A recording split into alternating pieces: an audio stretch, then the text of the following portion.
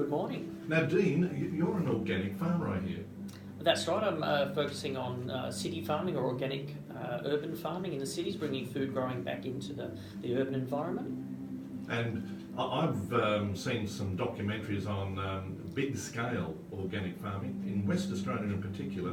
I think it was a wheat crop where one farmer was purely natural, no chemicals, and his neighbour was spraying madly. How do you control that?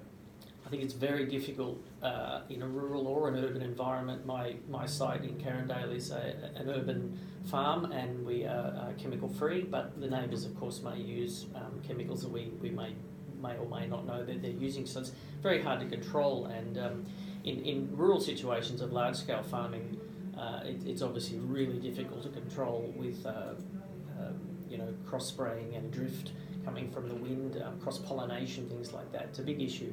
Most fruit and veggies that we have, we purchase, they would be tainted with chemicals, wouldn't they? Absolutely, and there's obviously a lot more choice now with chemical-free and organic, but supermarket and greengrocers, most of them will be possibly sprayed to some extent for pest or disease control. Well, I've got a friend who's, I think, brother-in-law is an apple orchardist down in Tasmania, and he will not eat an apple unless it's thoroughly peeled. Yeah, right. Because isn't there something like 16, 18 layers on an apple? Some of them have as many as 30 layers of waxes and coatings and all sorts of things to make them shiny and perfect looking. Absolutely. Saleability, yeah. And then they freeze them for about 6 months. So as soon as you take them home, within 3 days they're very chalky. Yeah, exactly. Yeah. And many of our fruits and veggies are irradiated these days, so it gives them longevity as well. What are we eating? How do we get around this, Dean? Because one day the world has to change.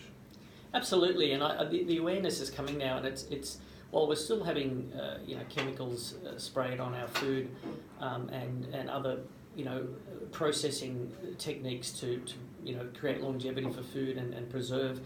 We're also seeing a shift in more technology, more education coming out. So farmers are using more biological methods where possible. A lot of the chemicals now are not as dangerous as they were. So you're talking non-organic farmers are trying to make better choices? Yes, definitely, especially as younger farmers. The average age of a rural farmer in Australia now is 64. Right. And it's one of the fields where farmers are leaving the land. So the younger farmers that are coming through, certainly going through agricultural colleges and degrees and education, are not the old breed. They're coming through with a lot more ecological awareness and the damage that's being done, and a lot more soil awareness as well. Very tough life out there too.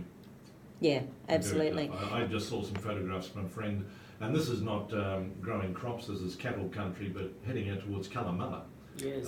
Yeah. Absolutely, it's tinder dry, just the red dust is everywhere. Hardly trees anywhere, It's pathetically sad. Yep, long-term drought. Do you have an opinion on genetically modified foods and what we should be doing here in Australia? Because I know at this stage people don't know if they're buying GMO foods unless they're buying something specific like, say, non-genetically modified soy or non-genetically modified soy milk. So unless they are choosing something specific like that, generally there's no laws around GMO foods in Australia. That's right. It's a big problem, and it's something that lots of different professional bodies are trying to push the government to label.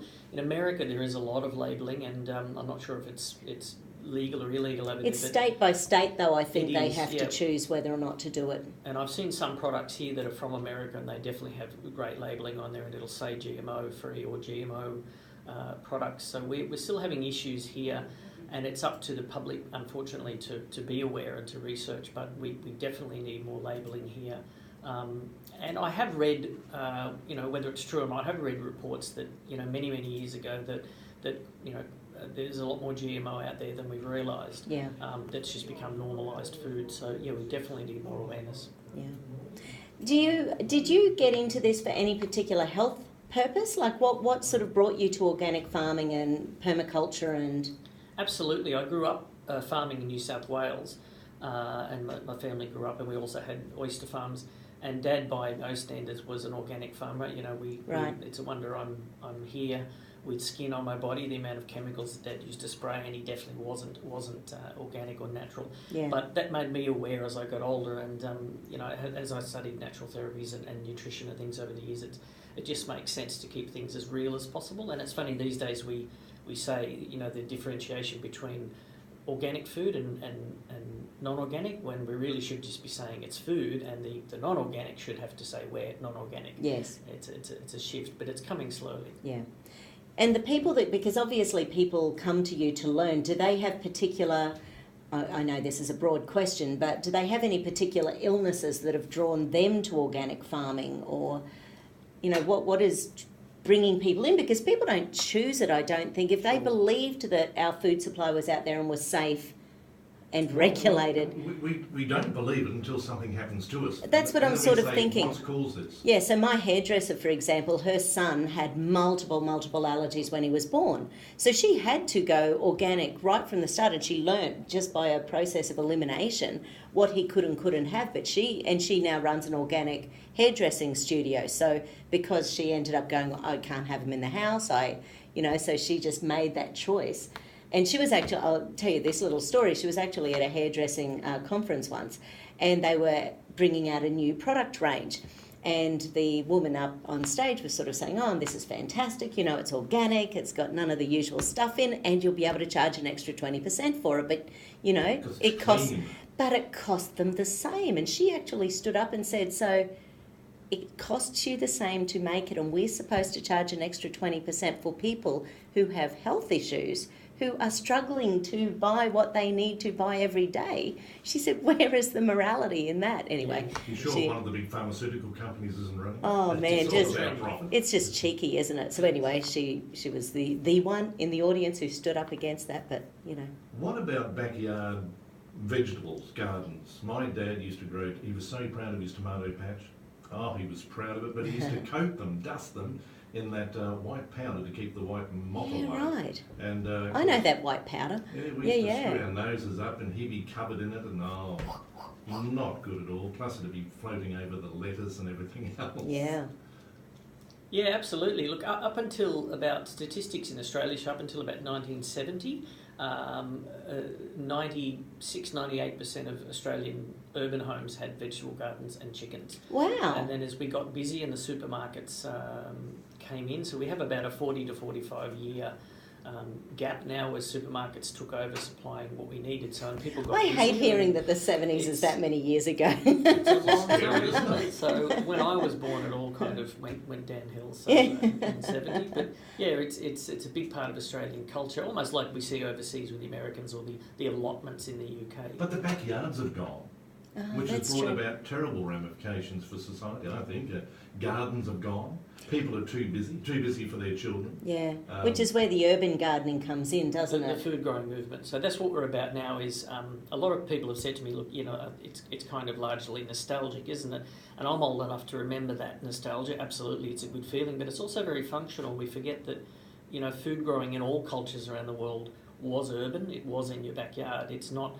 We seem to think now that food growing is the domain of farmers in the country, but to grow something as simple as a lettuce and transport it back into the city is insanity.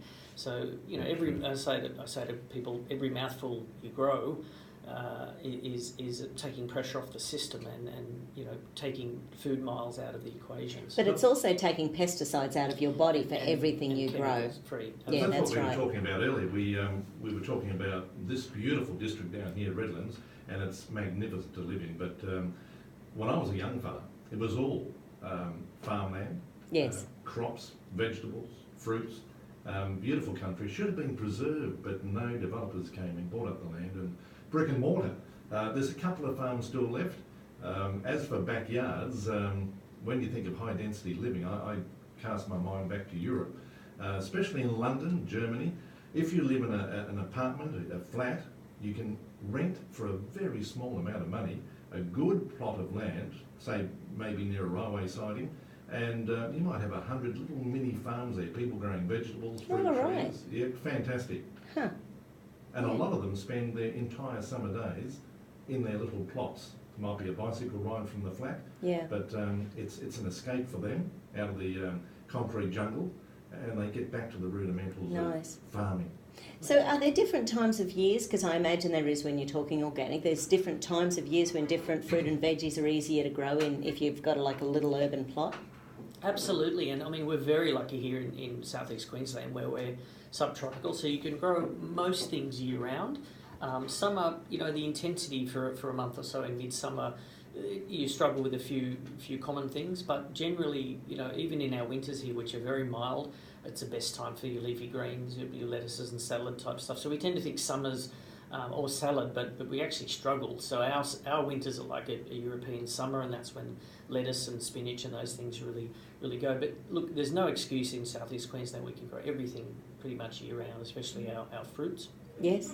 So what sort of fruits can people get up and running? Because I do not have a green thumb at all. Well, They're purple. I'll tell you, we'll come back to that because I want to know if you grow in your backyard a vegetable or fruit, what vegetable, what fruit is most likely to retain a chemical? We'll discuss that with Dean right after this.